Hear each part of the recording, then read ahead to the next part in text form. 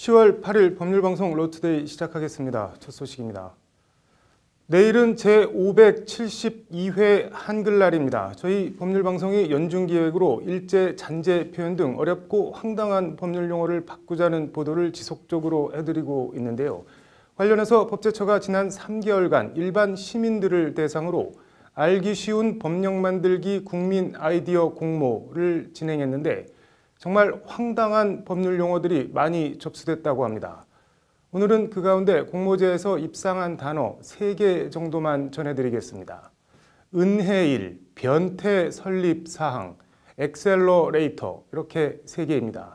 도대체 무슨 뜻일까요? 법률 용어 이제는 바꾸자. 신세아 기자입니다. 은혜일은 우리 어음법에 나오는 단어입니다.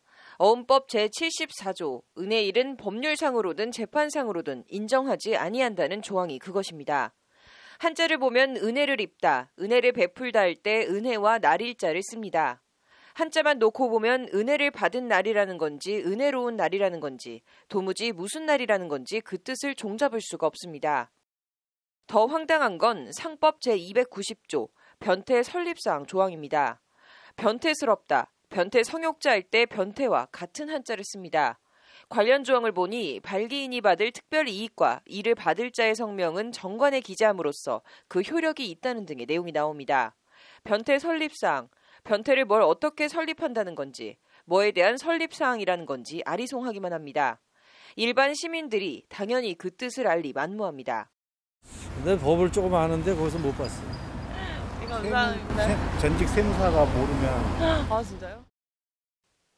은혜일은 채무자가 일종의 은혜를 받는 날이긴 날인데 법률적으론 채무자의 이익을 위하여 어음 지급이 유예되는 기간의 뜻 정도로 쓰입니다.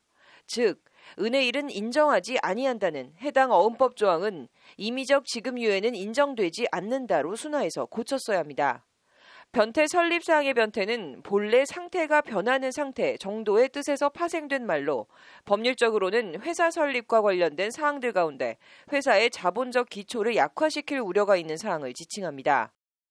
황당하게 그지없는 한자 조합도 한자 조합이지만 영어까지 본래 뜻과 무관하게 우리 법전에서 남발되고 있습니다.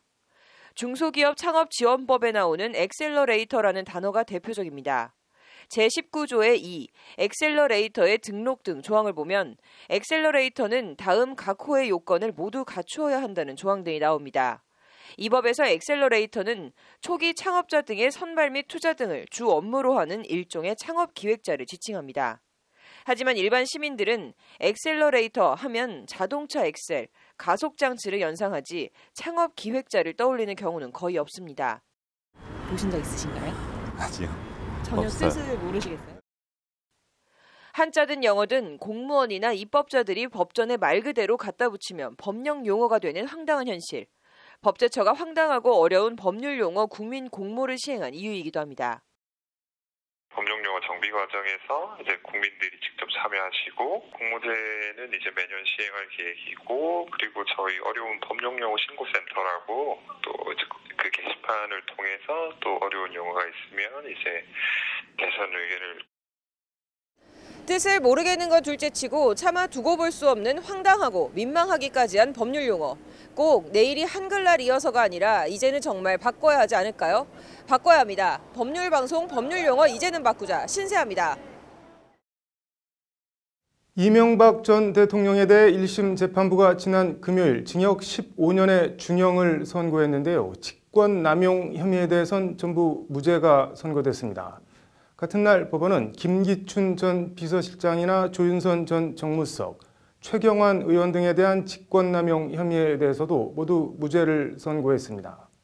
오비 일학일까요? 뭔지 모를 포석이 있는 걸까요? 김정래 기자의 심층 리포트입니다. 이명박 전 대통령에 적용된 직권남용 혐의는 다스 미국 소송 등 다스 디수습의 김백준 전 청와대 총무비서관이나 김재수 LA 총영사 등을 관여하게 한 혐의입니다. 직권남용죄는 공무원이 직권을 남용해 다른 사람에게 의무 없는 일을 시키게 하거나 권리 행사를 방해할 때 성립하는 범죄입니다. 이 전 대통령 1심 재판부는 그러나 이 전 대통령의 직권남용 혐의에 대해 무죄를 선고했습니다. 법률상 다스 소송은 국가나 대통령의 직무와 아무 상관없는 사기업에 관한 일이다. 직무상 권한이 있다고 볼 수 없다는 게 재판부 판단입니다. 즉 대통령의 직무 권한, 직권 자체에 해당하지 않는 일이니만큼 남용할 직권이 존재하지 않았다. 따라서 직권남용 자체가 성립할 수 없다는 논리입니다. 직무의 범위에 속하느냐 속하지 않느냐에 따라서 그걸 좀 넓게 해서냐 좁게 해서냐에 따라서 좀 달라질 수 있죠. 굉장히 법리를 엄격하게 적용했다 이렇게 봅니다. 같은 취지로 화이트리스트 혐의 김기춘 전 실장과 조윤선 전 수석, 비서 채용 압박 혐의 최경환 의원 등도 1심에서 직권남용 혐의에 대해 모두 무죄를 선고받았습니다. 정경련을 압박해 보수단체에 자금을 지원하도록 한 거나 직원 채용 압박은 청와대 비서실장 등의 업무가 아니니만큼 직권남용죄가 성립하지 않는다는 취지입니다. 반면 법원은 박근혜 전 대통령이 재벌들의 미르 K스포츠 재단에 거액을 출연하도록 한 직권남용 혐의에 대해선 1심에 이어 지난 8월 항소심에도 모두 유죄로 판단했습니다. 비슷한 혐의에 대해 2달도 안 돼 180도 달라진 판결. 이 때문에 법조계 일각에선 법원이 사법농단 재판 대비에 나선 것 아니냐는 우려 섞인 해석도 나오고 있습니다. 양승태 전 대법원장 등을 포함해 누구도 재판에 개입할 직권이 없는 만큼 재판거래 직권남용 혐의에 대해 무죄를 선고하기 위한 사전 포석이 아니냐는 지적입니다. 추후 있을 사후행정권 남용 관련된 재판에서도 직권남용죄 인정이 조금 쉽지 않게 인정될 가능성이 있어서 그 부분에 대해서 우려하는 목적. 그러나 법원이 아무리 직권남용죄 성립을 좁게 적용해도 사법농단 재판거래 직권남용 혐의에 대해 무죄를 선고하긴 힘들 거라는 반론도 있습니다. 소송과 관련된 일 내지는 법원 행정과 관련된 일은 양승태 전 대법원장의 직무 범위 내의 일로 볼 수 있기 때문에 이런 경우에 직권남용이나 권리행사 방해죄가 성립할 여지가 많습니다. 까마귀 날자 배 떨어진다고 단순한 우연의 일치일지 모를 일련의 직권남용 혐의 무죄 선고에 대해 무슨 다른 포석이 있는 것 아니냐는 지적과 해석이 나오는 현실. 사법농단 재판 거래와 일련의 압수수색 영장 기각 등 우리 법원이 자초한 씁쓸한 현실이기도 합니다. 법률방송 김정래입니다. 내년 4월부터는 그게 어떤 유형이든 성범죄로 벌금 100만 원 이상 확정 판결을 받을 경우 공직에서 당연 퇴직됩니다. 공시생이나 공무원 임용 예정자도 성범죄로 100만 원 이상 벌금형을 선고받으면 3년간 공무원에 임용될 수 없습니다. 오늘 앵커 브리핑은 공무원 성범죄 무관용 원칙에 대해 얘기해 보겠습니다. 정부는 오늘 국무회의를 열어 성범죄로 100만 원 이상 선고받은 경우 공직 자동 퇴출을 골자로 하는 국가공무원법 개정안을 의결했습니다. 가장 크게 달라지는 건 임용 결격 성범죄 유형 범위가 제한 없이 모든 성범죄로 확장됩니다. 현행 국가공무원법은 임용 결격 성범죄 범위를 형법 제303조 및 성폭력처벌법 제10조의 업무상 위력 등에 의한 간음, 추행죄로만 한정하고 있습니다. 개정안은 이 범위를 성폭력처벌법 제2조의 모든 성폭력 범죄로 확장했습니다.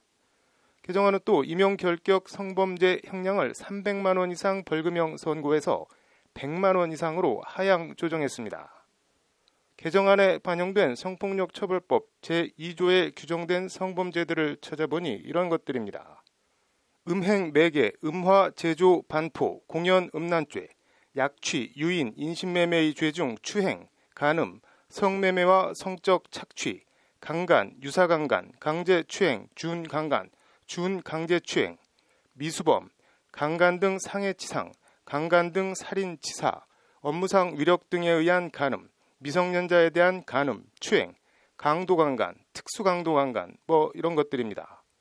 이렇게 많은 성범죄 유형 중에 그동안은 업무상 위력 등에 의한 간음죄 하나만 공무원 결격 사유로 규정했다는 게 오히려 더 의아합니다. 그러니까 개정안을 거꾸로 보면 그 전에는 직장에서 업무상 위력을 행사해 부하 직원을 간음한 경우가 아니라면 몰카를 찍든 길 가는 여성을 강제 추행하든 미성년자를 성매수해 간음하든 국가공무원법상 공무원 임용 결격 사유에 해당하지 않았다는 얘기입니다. 이해가 잘 안 가는 대목이긴 하지만 아무튼 성범죄 유죄 원 스트라이크 아웃. 김판석 인사처장은 민간도 공무원의 인사관리 기준을 준용하는 사례가 많은 만큼 성범죄 무관용 원칙이 우리 사회에 확산할 것으로 기대한다고 밝혔습니다. 앵커 브리핑이었습니다.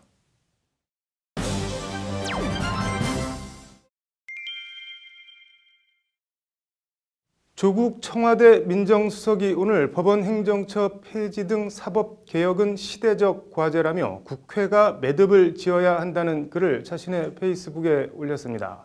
관련해서 법원 행정처 폐지 등의 내용이 담긴 법원조직법 개정안을 대표 발의한 안호영 의원을 만나 왜 법원 행정처를 폐지해야 하는지 등 이런저런 얘기들을 들어봤습니다. 로투데이 인터뷰 장한지 기자입니다. 그 자신 변호사로 법조인 출신인 안호영 의원은 현재의 사법농단 재판거래 파문에 대해 안타까움을 넘어 참담하다는 소회를 밝혔습니다. 보수화된 법원이 진보적인 판사들의 인사 불이익을 준 정도로만 생각했지 재판거래는 정말 상상도 못한 사태라는 겁니다. 상고법원 설치라고 하는 것 때문에 어떤 거래 의혹이 제기됐다는 것은 정말 심각한 문제죠. 그로 인해서 우리 법원에 대한 그 국민의 이제 참 불신이 높아졌고 이것은 사법부의 위기고 또 정의의 위기다. 사법부의 위기, 정의의 위기를 초래한 그 중심에 군림하는 법원 행정처로 대표되는 제왕적 대법원장이 자리하고 있다는 게 안 의원의 진단입니다. 안호영 의원이 법원 행정처 폐지와 인사권 등 대법원장 권한 분산을 골자로 하는 법원조직법 개정안을 대표 발의한 배경이자 논리적 귀결이기도 합니다. 법원 행정처가 폐지되면 대법원장이 권력을 행사할 수족이 사라져 사법농단 재판거래 여지 같은 건 원천 차단된다는 겁니다. 제왕적 또 대법원장 이렇게도 표현을 하고 있습니다만은 이런 문제들을 과감하게 좀 개혁해야 될 필요가 있다. 이런 거를 국회에서 관련 법을 좀 개정해서 이런 방향으로 나갈 때. 폐지되는 법원 행정처를 대신해 신설될 사법행정위원회가 제2의 법원 행정처가 되는 것 아니냐는 일각의 우려에 대해선 그럴 일 없다고 일축했습니다. 대법원장을 제외한 11명의 사법행정위 위원 가운데 절반 넘는 6명을 전국 법관 대표회의에서 선출하도록 하는 등 2중 3중의 안전장치를 만들어놨다는 겁니다. 사법행정 권한을 대법원장 혼자가 아닌 합의제 그런 위원회에다가 맡김으로써 이게 이름만 바꾼 것은 아니고 실질적인 변화를 주기 때문에 그런 제2의 법원 행정처가 될 것이다. 이런 걱정은 하지 않아도 되죠. 안 의원은 신설되는 사법행정위의 법관 근무를 전면 제한하고 대법원장이 행사하던 판사 보직과 근무 평정 권한 등 인사권을 이양하자고 주장합니다. 개정안에는 또 일선 법원장을 판사회의에서 선출하도록 하고 고법 부장판사 승진 폐지, 고법 지법 인사 이원화 등의 내용도 담았습니다. 한마디로 법관은 소속 법원장이든 대법원장이든 누구의 눈치도 받지 않고 재판 업무에만 전념하고 사법행정은 비법관들이 전담하도록 하겠다는 구상입니다. 법관이 정말 외부로부터 이렇게 독립해서 재판함으로써 법원의 어떤 재판 결과에 대해서 국민이 신뢰할 수 있는 국민에 대한 믿음을 회복하는데 신뢰를 회복하는데 좀 큰 도움이 되지 않을까. 법원조직법 개정안에 현재 14명인 대법관 수를 26명으로 크게 증원한 내용을 담은 것도 같은 취지입니다. 대법관 업무가 워낙 과중하다 보니 심리도 하지 않고 재판을 끝내는 심리 불속행 등 헌법상 재판받을 권리가 심각하게 침해당하고 있는데 현실적으로 대법관 수 증원이 유일한 대안이라는 겁니다. 심리 불속행을 해요. 중요치 않은 사건은 재판 안 해버려. 그리고 판결 이유도 기재를 안 하고. 이런 문제를 그러면 언제까지 방치할 수 있냐 그럴 수는 없죠.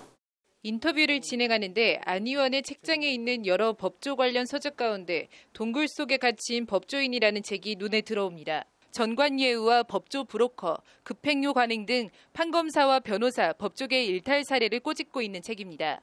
무전 유죄, 유전 무죄로 대표되는 만연하고도 뿌리 깊은 사법 불신. 법원조직법 개정안을 대표 발의하며 권력의 법원이 아닌 국민의 법원으로 거듭나길 기대한다고 밝힌 안 의원에게 무엇이 국민의 법원인지 물었습니다. 헌법적인 가치대로 우리 국민이 독립적이고 양심에 따른 그런 법관으로부터 재판을 받을 수 있는 그런 권리가 보장되는 법안. 이런 법원이 국민에 의한 법원 이렇게 볼 수 있지 않을까 싶습니다. 인터뷰 내내 안 의원은 양승태 사법부의 사법농단 재판거래 파문을 반면교사의 기회로 삼기 위해선 법원조직법 개정안이 반드시 국회를 통과해야 한다고 여러 차례 강조했습니다. 제왕적 대법원장, 법원 내 수직적 권력구조, 이번 사법농단 재판거래 의혹 사태를 통해 드러난 법원의 이면입니다. 법원 내부 권력의 분산이 제2의 사법행정권 남용 사태를 막는 대안이 될 것이라는 게 안호영 의원의 말입니다. 법률방송 장한지입니다. 이어서 법조계 소식 전해드리겠습니다. 올해 로스쿨 입학 경쟁률이 작년보다 소폭 하락했습니다. 법학전문대학원 협의회에 따르면 전국 25개 로스쿨 2019학년도 입학 경쟁률이 4.71대 1을 기록해 2018학년도 5.19대 1보다 떨어진 것으로 나타났습니다.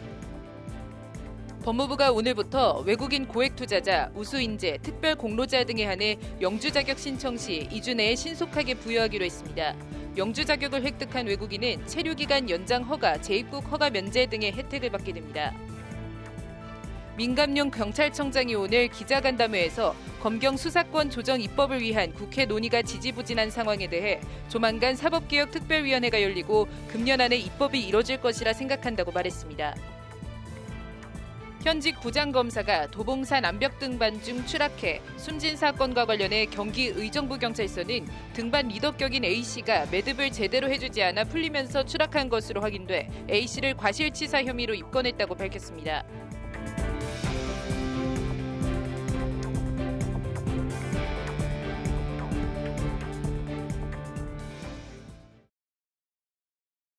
(10월 8일) 로투데이 마치겠습니다. 시청해주셔서 감사합니다.